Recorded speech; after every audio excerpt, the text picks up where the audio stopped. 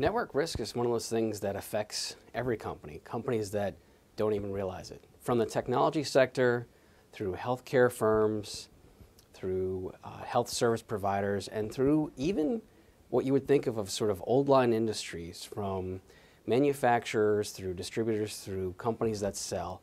Pretty much everyone has network risk. And it involves things like data breaches, it involves things like hacking, it involves things like your data being unavailable.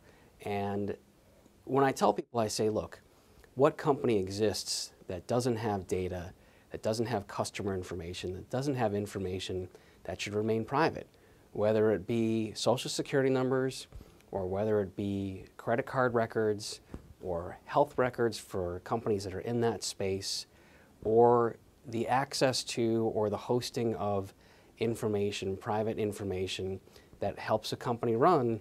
That's all the type of information that's within what we think of as sort of new cyber liabilities, network risk questions.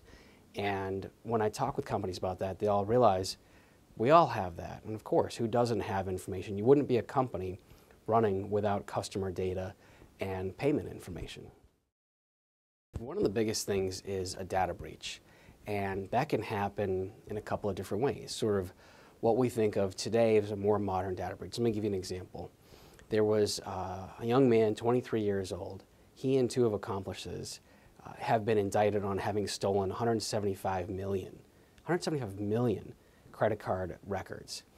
And at $202 per credit card record stolen, you're talking $35 billion. Wow.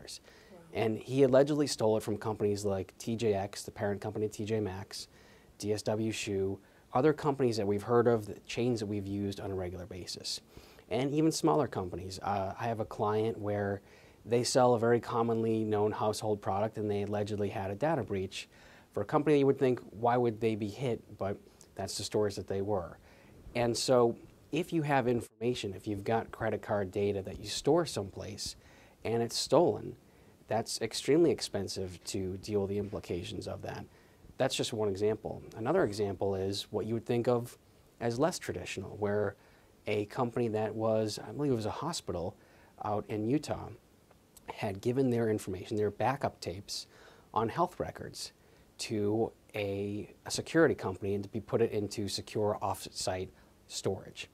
And you think, okay, we can't really get any better than that in terms of protection. We're giving it to professionals, right? Well, it turns out that the information in this locked box was stolen out of the car of the driver, who decided rather than go right to the storage site to take a nap for a little while.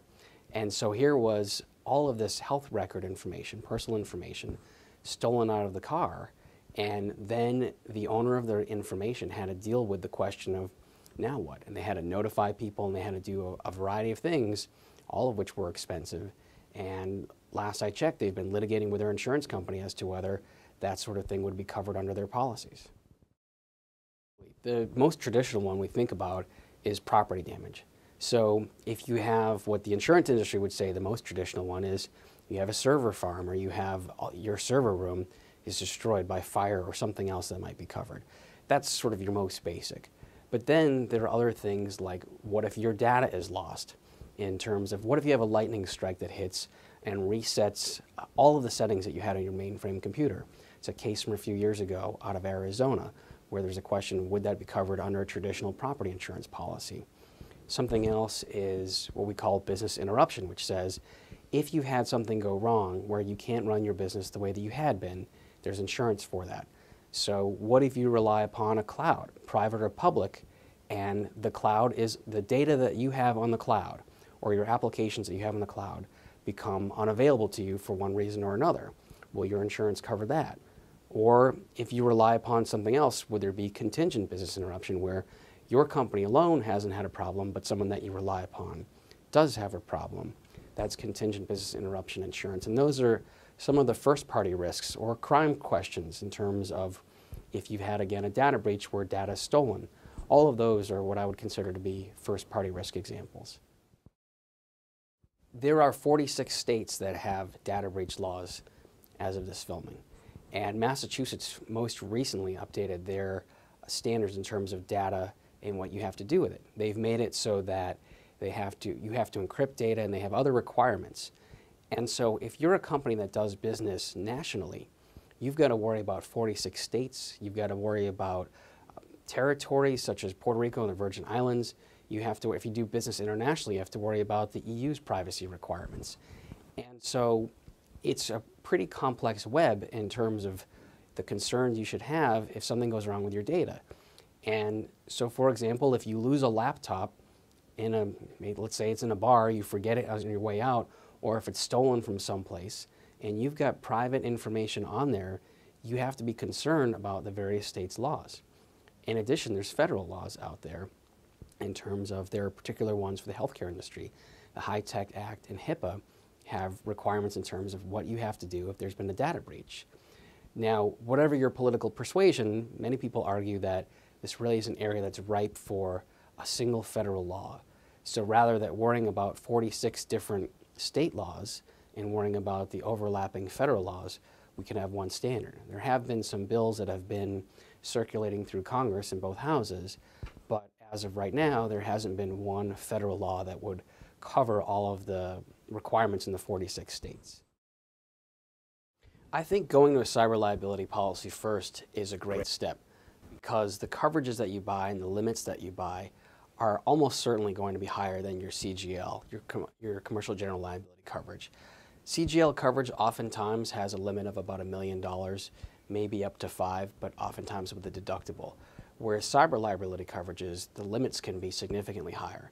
Of course, you have to keep in mind your sublimits and the like, but if you can buy $5+ million of cyber coverage, it's a great place to look to make sure that you've got sufficient limits that are available.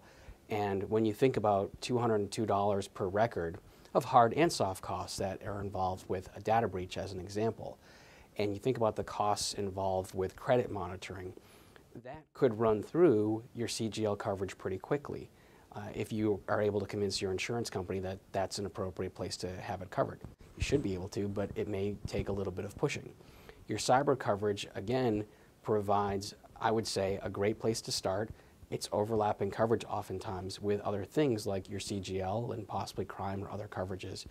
But the amount of limits that are available and the specialized coverages and the specialized limits that may be available. For example, you may be able to buy specialized coverage in terms of providing credit monitoring services. You may be able to buy specialized coverages such as your unique ability to respond and crisis management coverage. That probably will be found in a special limit in a cyber policy, allowing you to have the money that you need for an expensive claim like this. Not to say that you shouldn't also look to other policies, but in terms of making your response be the strongest response available and making sure that you have the best resources and assets available to you, starting with a cyber policy that has a good set of limits is a great place to get rolling.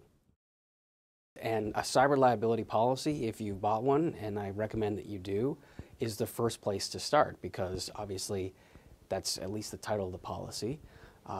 Start there and see what you have and figure out, are there sufficient limits available, and understand what your deductibles are so that you can get the coverage that you need.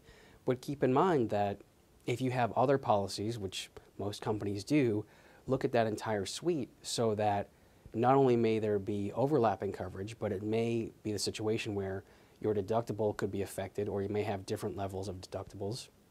You may have more coverage in terms of your overall aggregate or per occurrence limits that are available to you, so that if the amount of the claim were to exceed the level of coverage you have under one policy, you may have more that could cover and provide you the amount of money and the recovery that you need under your entire program.